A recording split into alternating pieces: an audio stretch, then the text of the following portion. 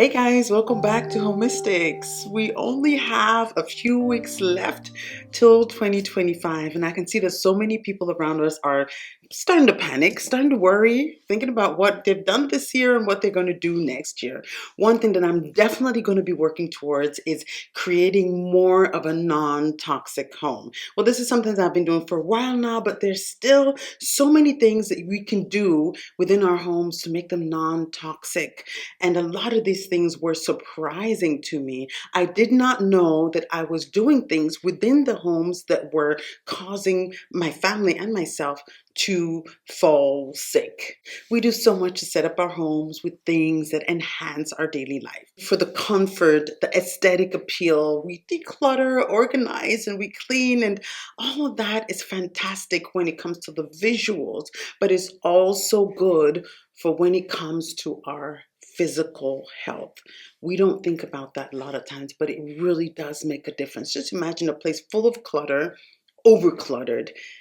There's lots of dust, and this dust causes respiratory issues, skin irritations, so on and so forth. And there's also the potential that mold will grow is higher in such spaces, especially in the damp rooms like the kitchens or the bathrooms, sometimes the bedrooms as well. Overcluttered spaces are also a wonderful place to invite unwanted guests, pests, little insects, rats and mice and whatnot, cockroaches love such spaces. So those are important reasons to declutter and keep our spaces organized and clean.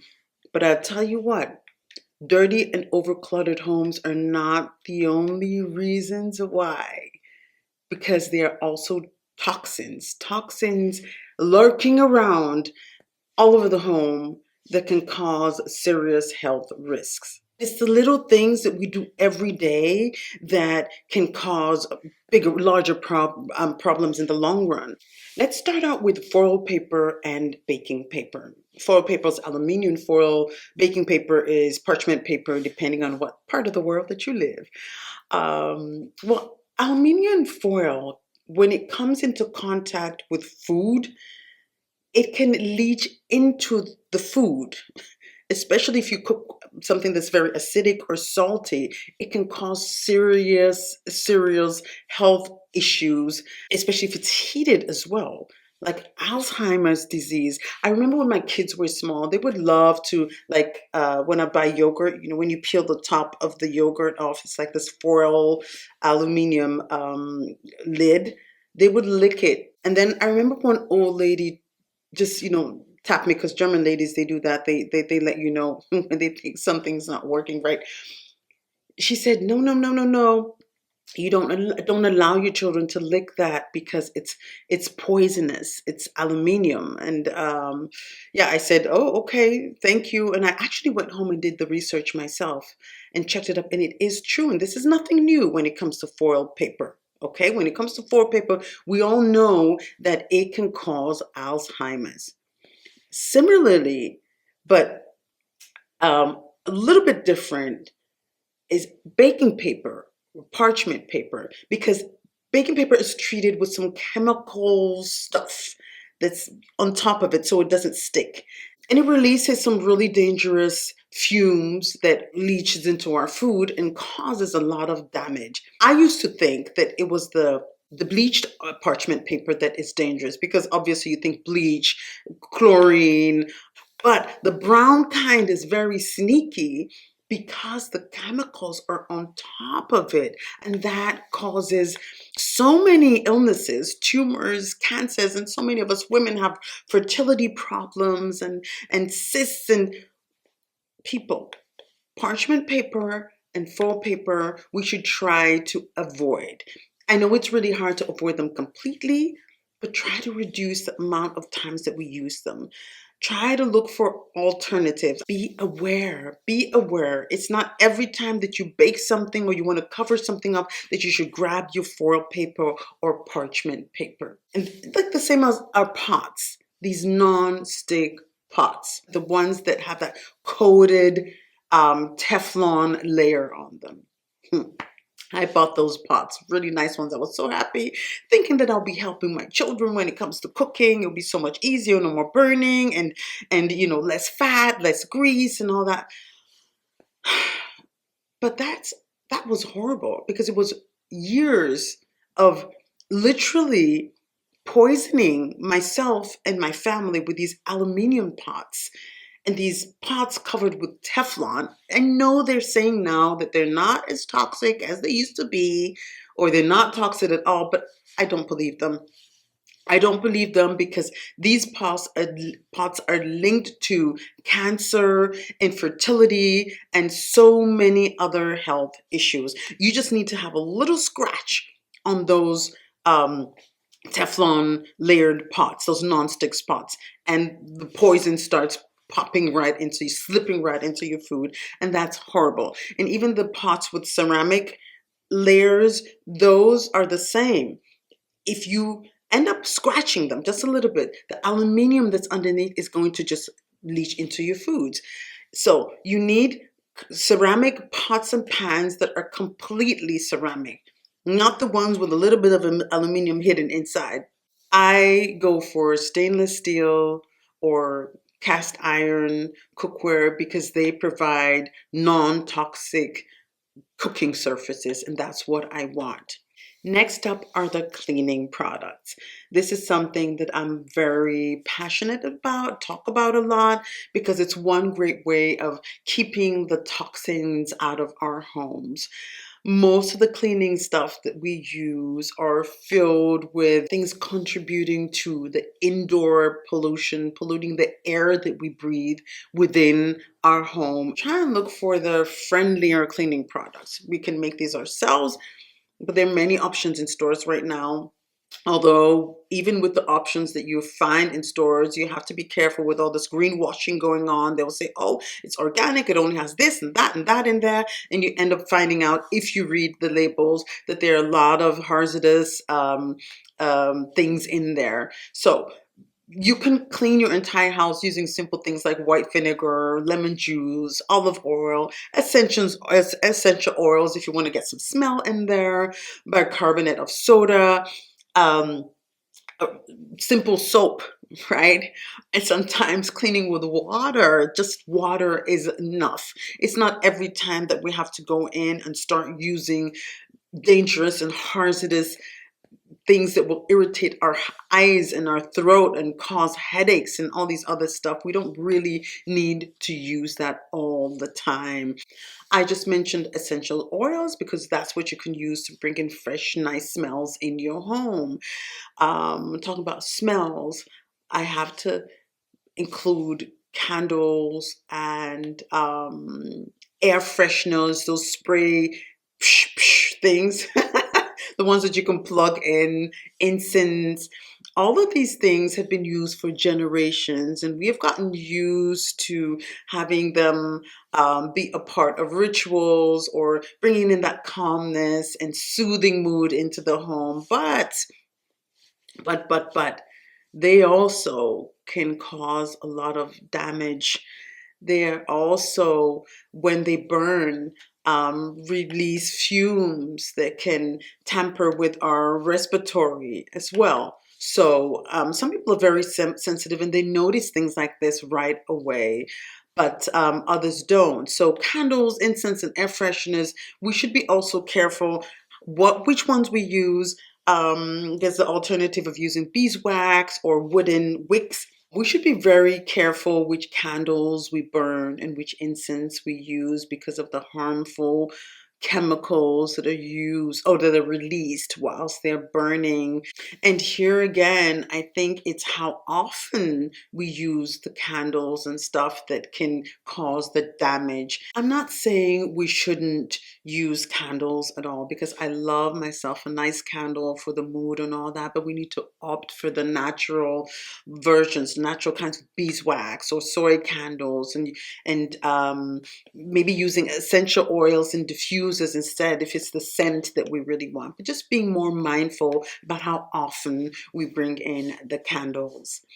Next up are the cosmetics. That's something that I always talk about as well. And we all know that there's so much out there, but we have to be aware. And we already know by now that a lot of um, these cosmetics have chemicals that really absorb through the skin and enter our bloodstream and cause a lot of havoc. So reading the labels and maybe reducing the amount of makeup and cosmetics and facial, whatever it is that we use, to just prevent the toxins entering our bloodstream, because this tampers with our hormones and causes allergies and so many other health problems. So at the end of the day, it's about reducing what you use and making sure that it is as natural as possible, and that will make things, it will minimize the exposure to these harmful chemicals. Next, I want to talk about fireplaces. Why are so many good things so bad? I love the vibe of the fireplace, the warmth, the coziness, the sound. But fireplaces release really, really hazardous things like carbon monoxide and particles that are not good to breathe in. And these pollutants can cause so many issues like the ones that I've been mentioning all along. And so, you know, again, here, it makes sense to turn the fireplace on once in a while and not all the time, and not use it as a means to heat up your home, because you will be breathing in really terrible fumes that can cause long-term heart and lung disease. And that is not what you want, not in the name of coziness and warmth, and no. So reduce the amount of times that you have the fireplace on. That's why here in Germany, people love to do this practice called Lüften. It's like, oh, lass mal ein bisschen Luft rein, lüften, lüften. That's like that's like airing up or ventilating the space, and it's a practice that they do here quite a lot, actively refreshing the indoor area, the indoor rooms, by opening the windows and the doors. And they do this usually in the mornings or in the evenings, and the idea, as I said, is to renew the air by allowing fresh air to circulate throughout the space.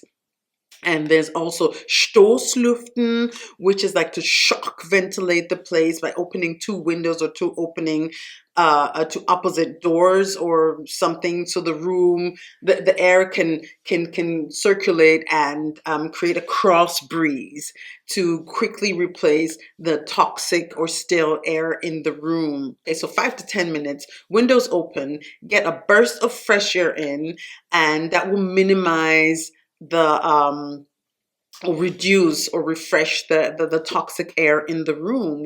Another thing that I talked about, I think on my last video, are the chopping boards. Many of us use plastic chopping boards or wooden chopping boards. The wooden ones are not that toxic. It's just that if you cut the wood on wooden chopping boards, you get pieces of wood in your food. I don't know how you do it. I wash, like for example, I wash the onions and then chop the onions and then I put it in the pan. So that means if I chop it, the pieces of wood are still going to be on the onions when I put them in the pan. So that's why I don't really want the wooden ones. The plastic ones, the same thing. When you chop something on a plastic chopping board, pieces of plastic, those particles are going to go into your food, and you're going to end up ingesting that, and that's going to sit somewhere in your system and cause a lot of damage, and we don't want that. So I replace all my chopping boards with glass ones. I do have wooden ones if I want to maybe lay some food on it for display or things like that, but I don't use them as chopping boards anymore. I promised I was going to tell you the things that I want to work on next year, me and my family and I. Listen, I want to, they don't know this yet, but I'll let them know that wearing shoes indoors is not a good thing at all, because it can introduce so much, not only the dirt, but so many pollutants, including pesticides, allergens and bacteria that get walked into this home. Okay, they do take their shoes off at the front door. But sometimes when they're like in the rush, even me, myself, I leave the shoes on, run upstairs to get something, or go into the backyard to get the hunting. So they're kind of like semi shoes off, shoes on, right? But I need to get stricter on that to just say really no shoes in the house because this can also pose health risks, especially for those of you who have younger children. Just imagine your children crawling on the floor. They're really close to the floor where all this stuff is on that, and then they're putting their fingers in their mouth and that goes straight into their system. So having a non-shoe home can really help with reducing all these bacteria, toxins, and pollutants that we walk into our home. So using slippers or socks can help maintain a cleaner and a healthier home. That's definitely for sure. That's one thing that 2025 is going to see in my home. The next thing that we're going to try and work on is this air fryer thing that I actually bought in 2024, this year. Yep. I went out and I bought an air fryer. I'm the kind of person, I never even have owned a microwave because I read about what it does to you, what it does to the food. And I know that it's very unhealthy and I'm trying my best not to bring things that cause havoc. I try to see long term, okay, not be happy just because the food is warm now. Oh, it gets warm. You can heat it up real quick. If some people even heat their baby's bottles in the microwave because it goes fast. Think about the long-term effects of it, the illnesses that it could bring to yourself and your family. And that's the same thing the air fryer does. It took me a long time to decide to buy one. And again, it's just because I wanted things to be practical and easy for my kids. But I'm not going to poison my children just because I want things to go fast and easy. The way that air fryer works is fantastic, but it's the bowl thing that's inside or the tray that when that's heated also releases fumes and toxins that cause all the things that I talked about earlier. And I know that there are also these parchment paper tray things that you can put in there, but those are also covered in this non-stick glue thing. So it makes it really hard for me. I'm going to have to take it away. So yeah, that's the end of the air fryer. 2024, and that's it. I know it's horrible because I spent a lot of money on that thing. I tried to get one that I thought was really good, but at the end of the day, we need to keep things simple. There's no point in trying to take shortcuts when it comes to our cooking appliances. It's best to have few, simple, and good quality items and try and avoid anything that has to do with chemicals because we don't see it, we don't feel it right away, but those hidden toxins, toxins continue to cause a lot of damage in our systems without us even knowing it. So that's why it's important for me to raise that awareness and let the people that watch my videos know that they can take a proactive measure, important steps towards making sure that our homes truly support our well-being and enhance our quality of life, because that's something that I'm always preaching. It's not only the cleaning and decluttering and organizing. There are little things that we can do throughout the day and that will make us do even more. And I tell you what, it feels really good. So I hope I was able to give you some ideas and some inspirations. And yeah, let me know down below in the comments what you're planning to do in 2025, or if any of these things that I recommended are for you or for your family. Let me know in the comments below. Share the video with friends and family, and please don't forget to subscribe if you haven't done that already. And I will see you next time. Have a happy decluttering, home organizing, and cleaning week, and I'll see you next time. Bye bye.